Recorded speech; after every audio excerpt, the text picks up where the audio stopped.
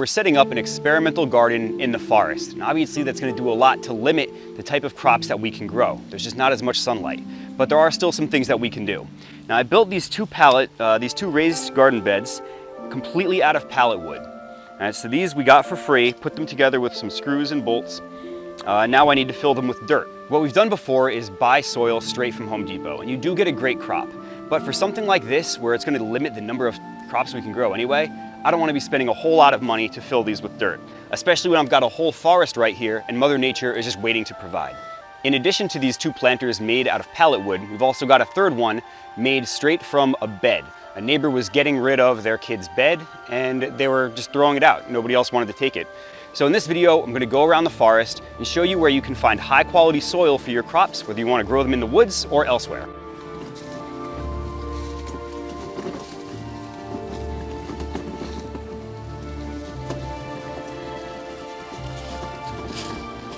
One of the very first steps to setting up our forest garden is that we need to clear the space. And conveniently, this also happens to be one of the best places to find good soil. So these right here, these rotten out tree stumps, these create a very good environment for topsoil. In fact, if you look closely, you'll see what's called hyphae. It's these little white roots growing. That shows you that there's a very healthy microorganism environment that'll create good soil. And even this dirt, or these logs right here, when you have a deep enough garden bed, it's okay to put those on the bottom and let them decompose underneath the soil. So I'm going to start by clearing out all of this wood and dirt. This is going to give us more space for our forest garden and also help us fill out all these garden beds.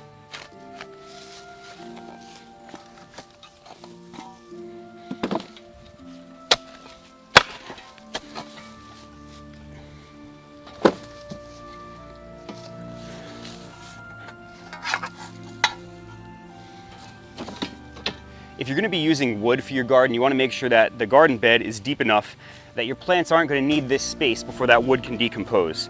So if you're looking at things that will dig straight into the ground, this might not be the ideal answer. But this can take up a lot of volume if you're going to be growing things that won't be using that space immediately. So every couple of rotten tree stumps usually have great dirt underneath it. And every log that you put in here is less soil that you need to find elsewhere. Obviously going to need a lot more than that, so let's carry on.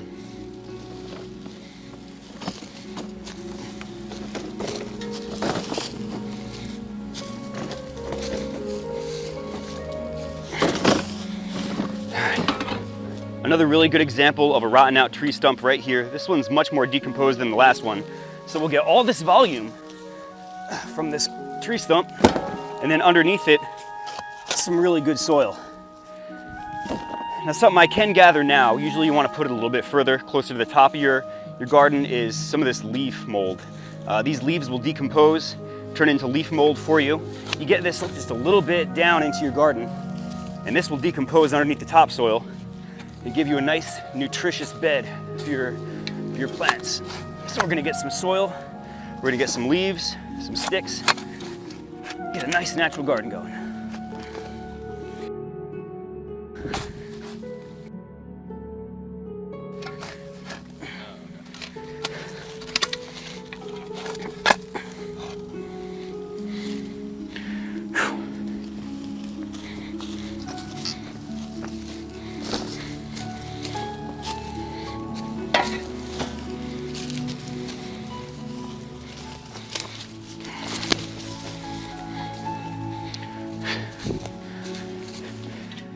This wagon has paid for itself several times over with the way you can just dump out everything in it. You don't even need the shovel to clear it out. And just from that, mostly from that one tree stump, we've got a nice bed down here. You just want to shake it down, get the nice big chunks of wood down the bottom so they've got more time to decompose. This thing will be filled up in no time.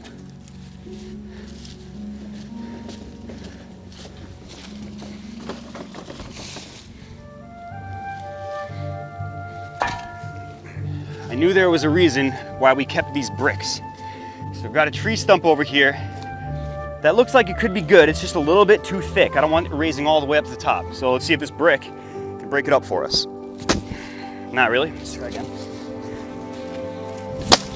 There we go. All right. There, now we've got some nice wood to fill out the bottom of that other bed.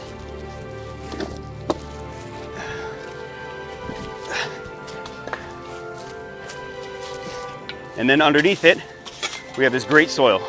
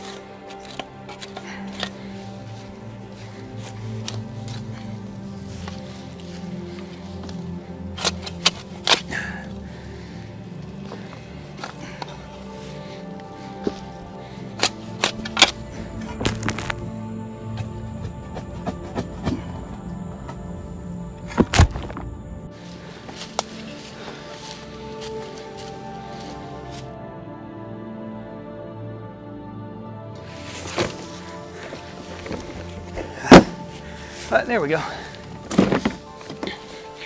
Kick the wood to the bottom, fill out that volume. Long way to go.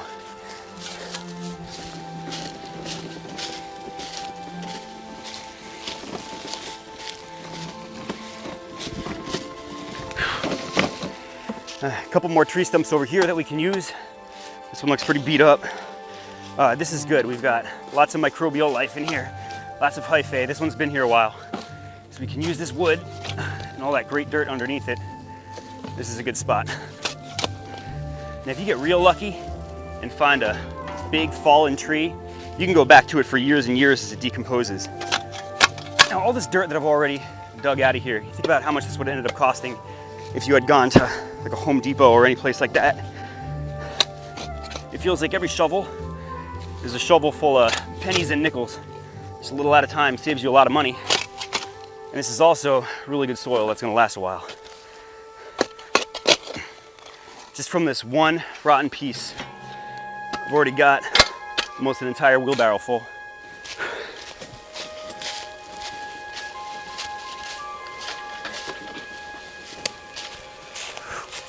Spider web.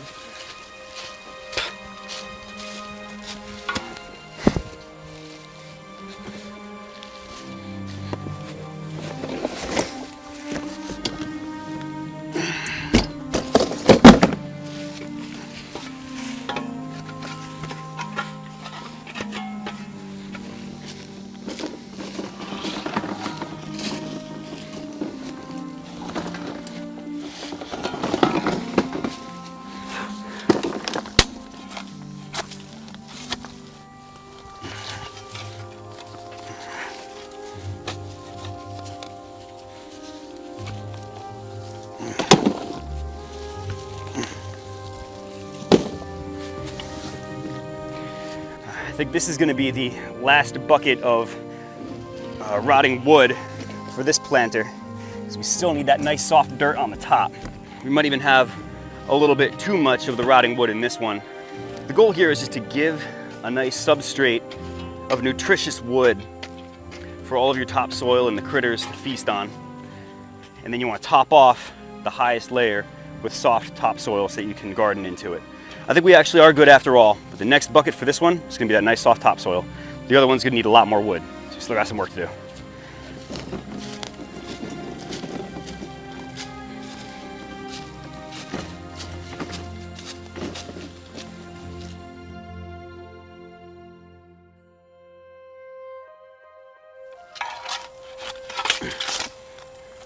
Now for that top layer, you want some nice loose soil that you can easily bury in.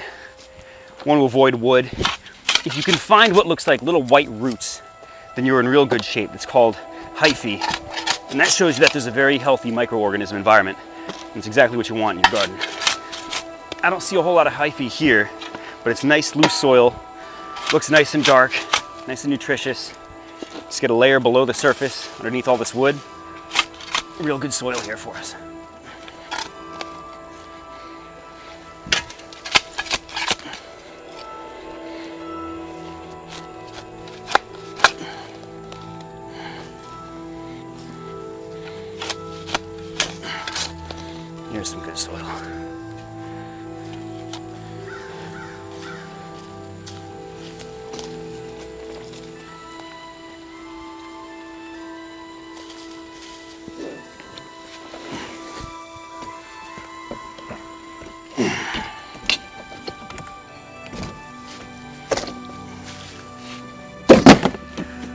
All right, and that ought to do it for this bed. I'm just gonna shake the dirt down. All right, we got one pretty much filled, might be a little bit of space left. Thick decomposing wood underneath, some leaf mold mixed in. Truthfully, I might want to make this just a little bit thicker with the loose dirt to give the plants a solid place to grow before that wood underneath it decomposes. But that took a little bit longer than I thought it would. We still got this other one left. So I think I'll fill that one up and then we'll come back and talk about the next step. Now, one of the things you may be tempted to do, because it feels kind of instinctive, is to look for an area right next to a river or a lake where things are getting washed out. Now, what I'm in right now is some very loose, muddy soil where water flows toward this creek. Although it feels like it might be a good spot to find dirt, when you actually look at it, it's very mud, clay. Maybe there's some nutrition in here, but it's not going to be good for your garden at all. It'll rot any of the wood there.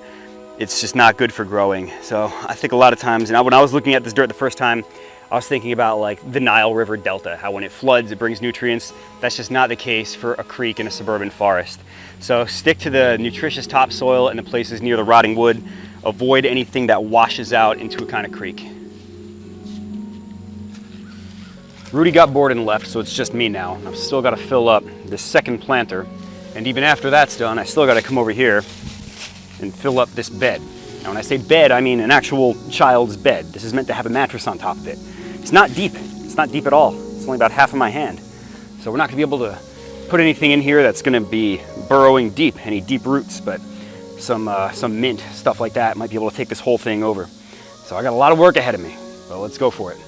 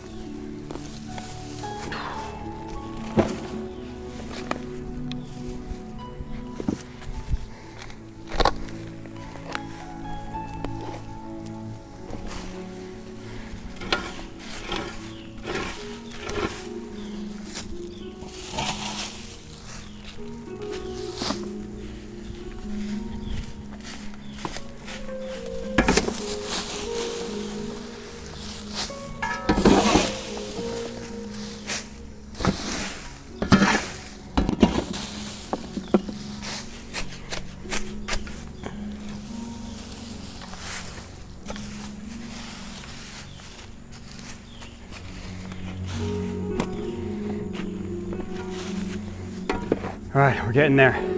Probably satisfied with this one. This one over here probably needs one more round of dirt. I'll get that later. I finally did find a decent spot with some more dirt right inside the boma. I'm gonna use that to fill up our child's bed.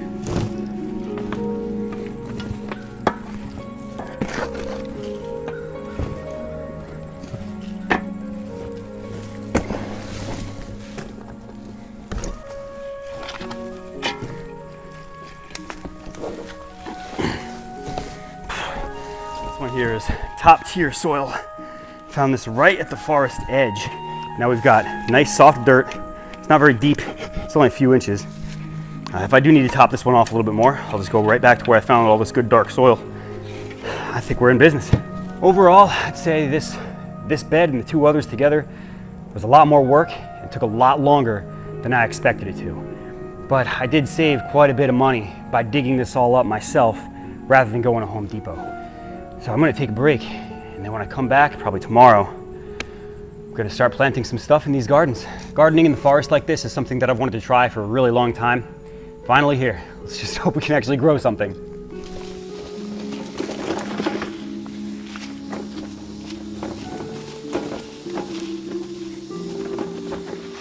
right, so here we are once again. The time has finally come to actually plant our forest garden. So we needed to get some plants that can actually survive in these conditions.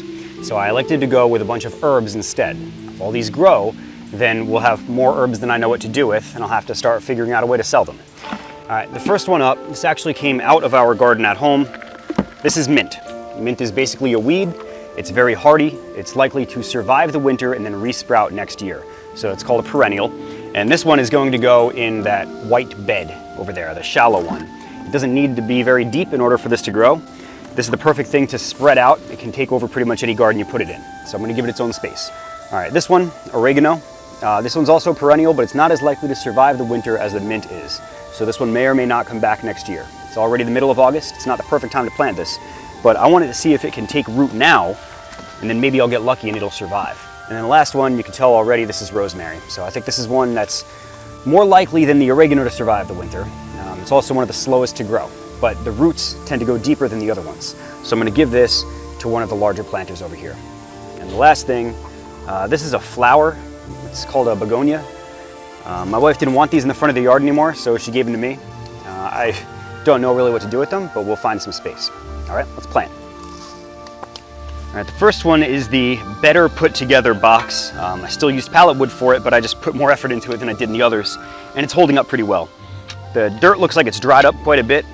That's okay. Down underneath, it's still nice and damp. I think this is the right spot to put the oregano. Fortunately, I do have a little bit of topsoil from our garden by the house that I can use to give it a little bit of extra supplement and give it some nice soft dirt to go in. All right, we're planting it right on top of some leaf mold, and there's already a worm there, so this one's gonna make itself right at home. All right, so let's get some of this nice topsoil that came from my house, and we'll just put that right around the side.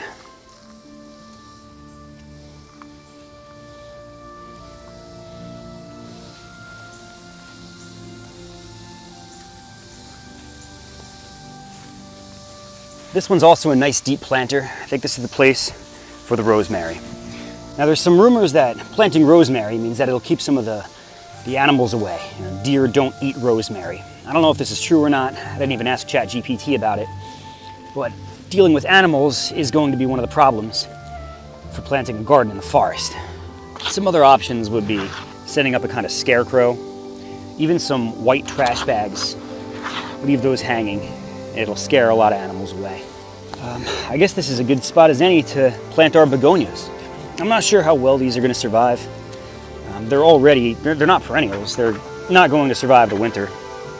I'm not sure how well they'll survive in here. But it would be a good proof of concept to see if flowers can survive in here. I'll just plant another smaller begonia right next to this one. These gloves actually work okay with the claws on them. They're actually not bad. You can get away with not having a trowel. It's not quite as good as using a shovel, but it does get the job done. And then we'll put this smaller begonia right here. Plant him in. We'll see how it goes. At least I'm giving the plant a fighting chance. The last one left to plant is this mint. Now this is a perennial, but it's a hardy perennial, which means that it's going to have the best shot at making it through the winter. It won't produce in the winter, it'll obviously die, but it will grow back at the end of the winter. Now, the reason I'm planting it in this bed, actual bed, is because it doesn't need deep roots. It'll sprawl outward, it'll take over pretty much whatever planter you put it in, even at the detriment of other plants. So putting it in its own bed over here, where it has a lot of room to sprawl out, I think this is the right spot for it. With any luck, it'll kind of take over this whole garden, and maybe, by the middle of next summer, I could have more mint than I know what to do with. There's a couple of cool things you could do with mint beyond just eating it. I mean, you can use it as an antiseptic. It's not going to be as good as any kind of antibiotics, but it'll do something.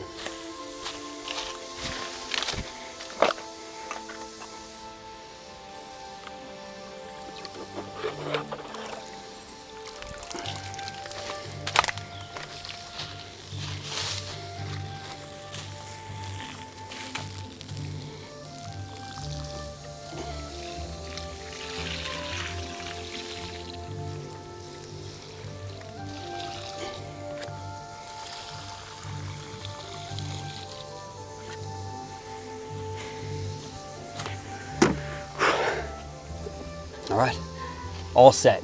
So I'm really excited to see where this garden goes. Even if it doesn't work out, that's okay. It's a fun little experiment. And there's still some other things that we have growing in this forest garden. Right on this tree right here, we've got a whole bunch of mushroom dowels that are just waiting for the, I guess, next spring so that they can start blooming. We're gonna have some blue oyster and shiitake mushrooms growing out here. I might have another plant here for mushrooms that I'm growing now. So we're gonna pimp this place out. We're gonna have a really cool spot in the forest with all kinds of goodies going on. One day at a time, we're growing out a forest garden. All right, thanks for watching, guys. Don't forget to subscribe so you can catch the update.